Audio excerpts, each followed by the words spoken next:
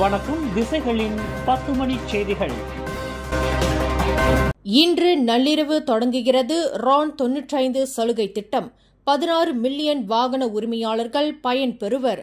ஒவ்வொருவரும் மாதம் 18 ரிங்கெட்டை மீதப்படுத்தலாம்.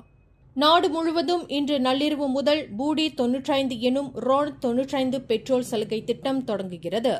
மலேசியர்களுக்கு அரசாங்கம் வழங்கும் இந்த திட்டத்தின்படி லிட்டருக்கு 2 ரிங்கெட் 5 காசாகி இருக்கும் ரான் 95 பெட்ரோல் 1 ரிங்கெட் 99 காசுக்கு விற்கப்படவிருக்கிறது. ரான் 95 பெட்ரோலை வாங்குவதற்கு மலேசியர்கள் முதல் முறையாக தங்களின் மைகார்ட் அட்டையை பயன்படுத்தவிருக்கின்றனர். மாதம் ஒன்றுக்கு 300 லிட்டர் வரை மலேசியர்கள் பெட்ரோலை பெறலாம்.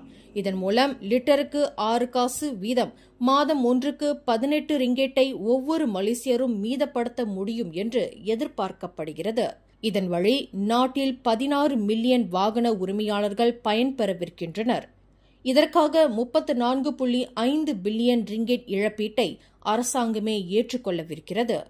சலுகை விலையில் ரான் 95 பெட்ரோலை பெற மலேசியர்கள் வழக்கம்போல் பணம் செலுத்துவதற்கு முன்பு பம்ப் இயந்திரத்தில் மைகார்ட்டை செருக வேண்டும் அல்லது முகப்பிடங்களில் பணம் செலுத்தும்போது மைகார்ட்டை காட்ட வேண்டும். அரசாங்கத்தின் இந்த புதிய திட்டத்தினால் விரயங்கள், ஊழல் போன்ற பழைய முறையில் கீழ் நிலவி வரும் பிரச்சினைகளுக்கு ஒரு முற்றுப்புள்ளி வைக்கப்படும் என்று எதிர்பார்க்கப்படுகிறது. ஊழியர்களுக்கு 24 மணி நேரமும் பாதுகாப்பு அளிக்கும் திட்டத்தை மலேசியா விரைவில் அறிமுகப்படுத்தப்படவிருக்கிறது என்று பிரதமர் டத்தோஸ்ரீ அன்வார் இப்ராஹிம் அறிவித்துள்ளார். வேலை இடத்திற்கு வெளியிலும் அலுவலக நேரத்திற்கு பிறகும் ஊழியர்களுக்கு காயம் ஏற்பட்டால் புதிய திட்டம் கை கொடுக்கும் என்று பிரதமர் தெரிவித்தார். தொலை தூரத்திலிருந்தும் நெகிழ்வான வேலை நேர ஏற்பாட்டின் கீழும் வேலை செய்கின்ற அனைத்து ஊழியர்களுக்கும் அது பொருந்தும். ஊழியர்களுக்கான பாதுகாப்பை மேம்படுத்தவும் நாட்டின் சட்ட கட்டமைப்பை வலுப்படுத்தவும் இத்திட்டத்தை அரசாங்கம் அறிமுகப்படுத்தவிருப்பதாக அன்வார் குறிப்பிட்டார். வேலை பளு என்பது தொழிற்சாலை அல்லது அலுவலக கதவுடன் முடிந்துவிடுவது அல்ல என்பதே உண்மையான நிலவரம். தற்போதைய நெகிழ்வான வேலை நேர ஏற்பாடுகளின் கீழ் மக்கள் இப்போது எப்படி வாழ்கிறார்கள், வேலை செய்கிறார்கள் என்பதன் அடிப்படையில் இத்திட்டம் பாதுகாப்பை வழங்கும் என்றார் பிரதமர். இன்று கோலாலம்பூரில் உலக சமூக பாதுகாப்பு கருத்தரங்கு 2025 அதிகாரப்பூர்வமாக தொடக்கி வைத்தபோது பிரதமர் மேற்கண்டவாறு கூறினார். விபத்துகளும் காயங்களும் நேர அட்டவணையிடப்படி நடப்பதில்லை என்று குறிப்பிட்ட பிரதமர், அரசாங்கத்தின் இந்த திட்டம் எல்லா நேரத்திலும் ஊழியர்களுக்கு பாதுகாப்பு தர வல்லதாகும் என்றார். வேலை நேரத்திற்கு அப்பால் விபத்துகளை எதிர்நோக்கும் ஊழியர்களுக்கு பாதுகாப்பளிக்கும் சட்டங்களை அறிமுகப்படுத்த அரசாங்கம் திட்டமிடுவதாக மனிதவள அமைச்சர் ஸ்டீவன் சிம் ஏற்கனவே இவ்வாண்டு பிப்ரவரி மாதம் தெரிவித்திருந்தார் என்பது குறிப்பிடத்தக்கது. பூடி 95 திட்டத்தின் வாயிலாக பெட்ரோல் ரான் 95 விலை இன்று நள்ளிரவு முதல் குறைகிறது என்ற போதிலும் இதனால் வரையில் பொது போக்குவரத்தை பயன்படுத்தி வந்த பயணிகள் தங்கள் பயண முறையை மாற்றிக்கொள்ள மாட்டார்கள் என்று எதிர்பார்க்கப்படுவதாக போக்குவரத்து அமைச்சர் ஆந்தனி லாக் நம்பிக்கை தெரிவித்தார்.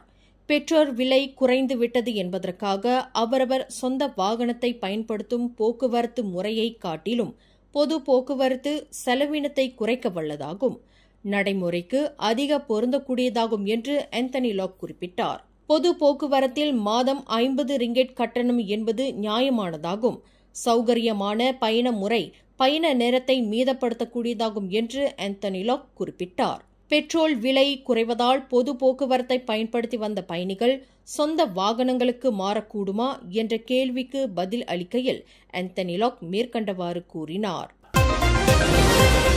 சமூக பாதுகாப்பு நிறுவனமான சொக்சோவின் கீழ் தற்போது 10 மில்லியனுக்கும் அதிகமானோருக்கு சமூகவியல் பாதுகாப்பு சலுகை வழங்கப்படுகிறது என்று மனிதவள அமைச்சர் ஸ்டீவன் சிம் தெரிவித்தார்.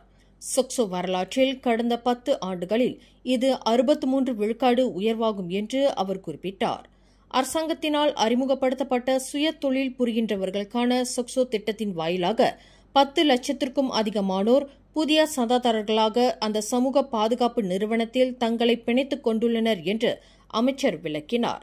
சந்தாதாரர்களுக்கு செலுத்தப்படும் வட்டி விகிதமும் உயர்ந்திருப்பதாக ஸ்டீவன் சிம் சுட்டிக்காட்டினார். கடந்த 10 ஆண்டுகளில் குறிப்பாக 2015 ஆண்டில் 5200 ரிங்கெட்டாக இருந்த வட்டி விகிதம் இவ்வாண்டில் 5800 ரிங்கெட்டாக உயர்வு கண்டுள்ளது என்று அமைச்சர் குறிப்பிட்டார். தவிர சொக்சோ சட்டத்தில் கடந்த ஆண்டு மேற்கொள்ளப்பட்ட சட்ட திருத்தத்தின் மூலம் சந்தாதாரர்களுக்கான அனுகூல விகிதம் மேலும் 20 விழுக்காடு அதிகரித்திருப்பதாக ஸ்டீவன் சிம் தெரிவித்தார். போதைப்பொருள் வைத்திருந்ததாக கூறி கைது செய்யப்பட்ட மலேசிய ஊழல் தடுப்பு ஆணையமான SPRM-இன் துணை பப்ளிக் ப்ராசிக்யூட்டருக்கு எதிரான விசாரணை முடியும் வரையில் அவர் சட்டத்துறை அலுவலகத்திற்கு பணியிடம் மாற்றப்பட்டுள்ளார். விசாரணை முடியும் வரையில் DPP இயற்ற முறையில் அந்த அதிகாரி வழக்கமான பணியை மேற்கொள்ள அனுமதிக்கப்பட மாட்டார் என்று சட்டத்துறை தலைவர் டுசுகி மொக்தார் தெரிவித்தார்.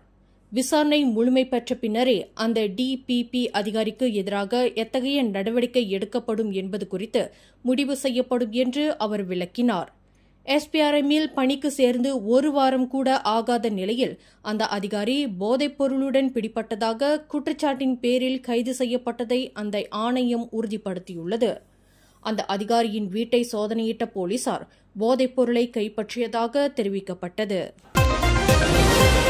2 ஆண்டுகளுக்கு முன்பு ஒரு கர்ப்பிணியான தனது காதலியை தீயிட்டு கொலை செய்ததாக குற்றஞ்சாட்டப்பட்ட மாணவர் ஒருவர் அந்த குற்றத்தை ஒப்புக்கொள்வதாக கில்லான் உயர்நீதிமன்றத்தில் வாக்குமூலம் அளித்துள்ளார். 22 வயது முகமது ஃபக்ருல் ஐமான் சஜாலி என்ற அந்த மாணவர் குற்றத்தை ஒப்புக்கொள்வது மூலம் எதிர்கொள்ளவிருக்கும் தண்டனையின் தன்மை குறித்து விளக்கப்பட்ட போதிலும் அந்த மாணவர் குற்றத்தை ஒப்புக்கொள்வதாக நீதிமன்றத்தில் தெரிவித்துள்ளார் என்று அவரின் வழக்கறிஞர் முகமது நூர் தம்ரீன் தெரிவித்தார். கடந்த 2023ஆம் ஆண்டு மே 23ஆம் தேதி காலை 8 மணியளவில் ஸ்லாங்கூர் சுங்கை பசார் ஜாலான் சுங்கை லீமாவில் தனது காதலியான 21 வயது நூர் அனிஷா அப்துல் வஹா என்பவரை தீயிட்டு கொன்றதாக அந்த மாணவர் குற்றஞ்சாட்டப்பட்டுள்ளார். குற்றவாளி என்று நிரூபிக்கப்பட்டால் மரண தண்டனை அல்லது கூடியபட்சம் 40 ஆண்டு சிறை மற்றும் பிறம்படி தண்டனை விதிக்க வகை செய்யும் குற்றவியல் சட்டம் 302 பிரிவின் கீழ் அந்த மாணவர் குற்றச்சாட்டை எதிர்நோக்கியுள்ளார்.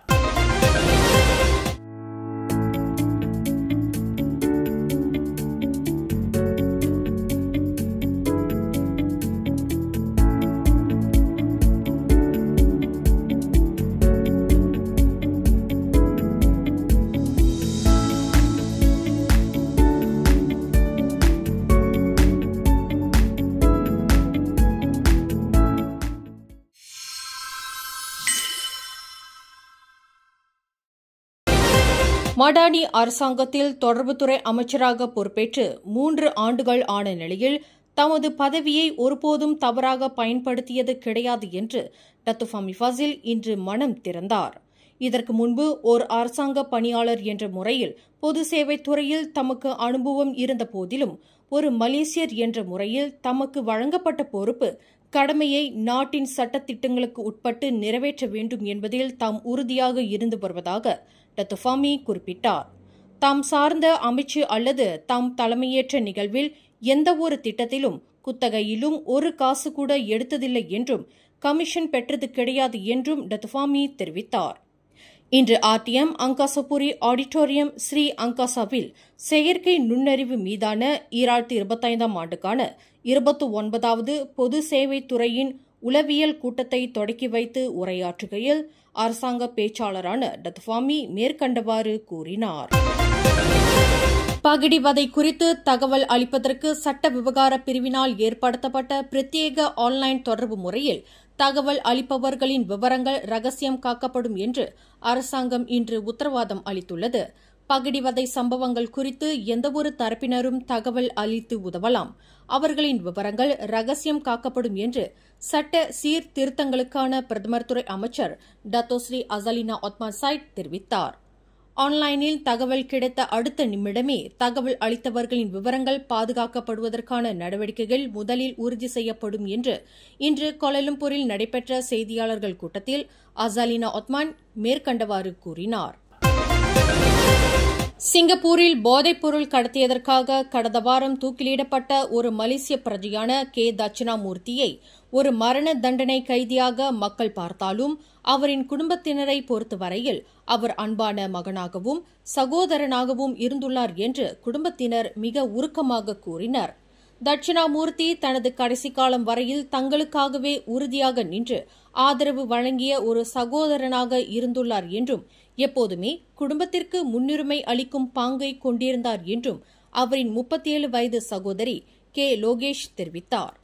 குடும்பத்தை அதிகமாக நேசித்த ஒரு சகோதரனாகவே எங்கள் பார்வையில் அவர் இருக்கிறார் என்று லோகேஷ் குறிப்பிட்டார். அவரது இறுதி நாட்களில் கூட எங்களை சோகமாக இருக்க வேண்டாம் என்றும் கடவுள் துணை நிற்பார் என்றும் கேட்டுக்கொண்டதாக லோகேஷ் தெரிவித்தார்.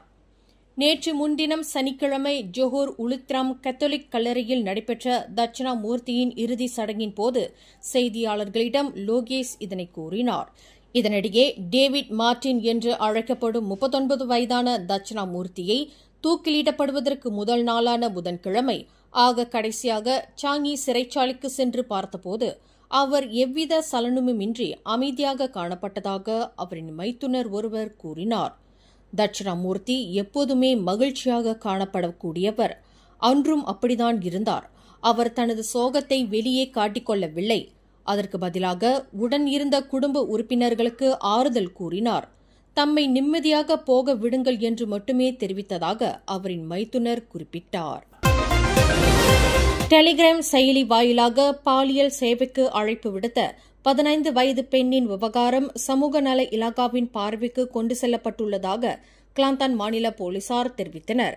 சம்பந்தப்பட்ட பெண் வயது குறைந்தவர் என்பதால் இந்த விவகாரத்தை போலீசார் கையாளாமல் சமூக நல இலாகாவிடம் ஒப்படைக்கப்பட்டுள்ளதாக கிளாந்தான் மாநில போலீஸ் தலைவர் ரத்து முகமது யூசுப் முகமது தெரிவித்தார். வயது குறைந்த அந்த பெண்ணின் பின்னணியை ஆராய்ந்ததில் அவர் பாலியல் பலாத்காரத்தினால் பாதிக்கப்பட்ட பெண்ணாகும். ஏமாற்றம் மற்றும் விரக்தியின் காரணமாக அவர் பாலியல் நடவடிக்கைக்கு வந்திருக்கலாம் என்று நம்பப்படுவதாக அவர் குறிப்பிட்டார். அந்த பெண்ணுக்கு தற்போதைக்கு நல்லுரைகள் தேவைப்படுகின்றன. எனவே இவ்விவகாரம் சமூக நல இலாகாவிடம் ஒப்படைக்கப்பட்டுள்ளதாக அவர் மேலும் கூறினார். சுமார் 40 மீட்டர் உயரம் கொண்ட தொலைத்தொடர்பு கோபுரத்தின் மீது பராமரிப்பு பணியில் ஈடுபட்டிருந்த பணியாளர் ஒருவர் குளவிகளின் அச்சுறுத்தலுக்கு ஆளானார். இன்று மதியம் 12 மணியளவில் பினாங்கு பத்துகவான் தொழில்பேட்டை பூங்காவில் லிங்காரன் கசுவா சலாத்தான் என்ற இடத்தில் நிகழ்ந்த இந்த சம்பவத்தில் தீயணைப்பு மீட்பு படையினரின் துரித நடவடிக்கையினால் 29 வயதுடைய அந்த பாகிஸ்தான் ஆடவர் காப்பாற்றப்பட்டார்.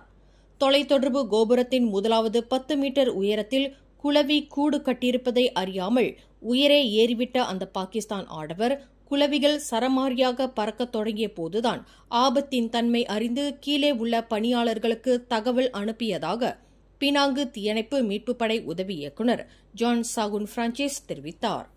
தகவல் கிடைத்து சம்பவ இடத்திற்கு விரைந்த தீயணைப்பு மீட்புப் படை வீரர்கள் குளவிகள் துளைக்காத பாதுகாப்பு உடையை அணிந்த நிலையில் அந்த தொலைத்தொடர்பு பணியாளரை பாதுகாப்பாக மீட்டதாக அவர் மேலும் கூறினார்.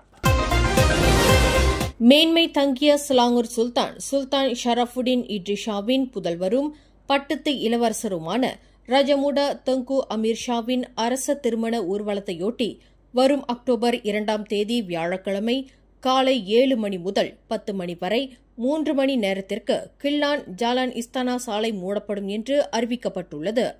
கில்லான் அரண்மனைக்கு செல்லும் ஜாலான் இஸ்தானா சாலையை தவிர இதர சாலைகள் மூடப்படாது. எனினும் ஊர்வலம் நிறைவு பெறும் வரையில் போக்குவரத்து முறை அணுக்கமாக கண்காணிக்கப்படும் என்று தென்கில்லான் மாவட்ட போலீஸ் தலைவர் ஏசிபி ரம்லி காசா ஓர் அறிக்கையில் தெரிவித்துள்ளார். மேலும் செய்திகளை தெரிந்து கொள்ள கீழே இருக்கும் பெல் பட்டனை அழுத்துங்கள். உங்கள் மகிழ்ச்சியை வெளிப்படுத்த லைக் மற்றும் ஷேர் செய்யுங்கள். தொடர்ந்து திசைகளோடு இணைந்திருக்க சப்ஸ்கிரைப் செய்யுங்கள்.